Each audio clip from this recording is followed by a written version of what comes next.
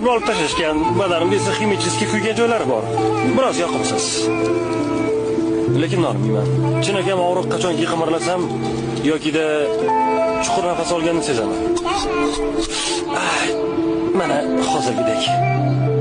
Men tajriba quyonchasiman. Men otam ham, onam ham, singlim ham, bolalarim ham, xullas, hammasi tajriba quyonchasi bo'lishgan. Ular hammasi o'lib ketishgan. Mening qismatim shu. Biz shu uchun dunyoga kelganmiz. Quyonlar uchun bu sharafli ish.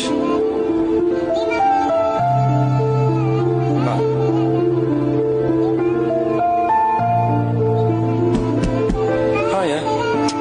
İşim boshlandi.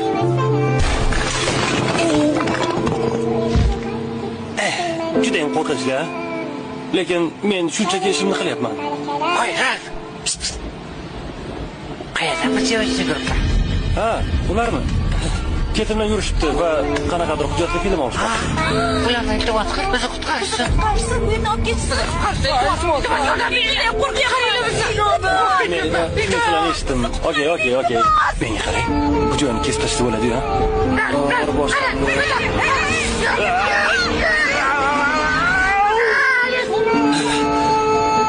Nima demoqchi edim? Sizlarga murojaatim hayvonlarga yo'q qarasangiz. To'g'ri turib. Ha, uzr.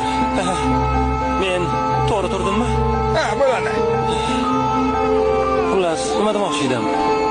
Sizlarga murojaatim hayvonlarga tajriba qilib ishlab chiqaradigan kosmetika, ko'zdagi suriladigan shampunlar, quyoshga qarshi kremlar, umuman barchasi vannangizda turgan hamma kremlar, kosmetikalar.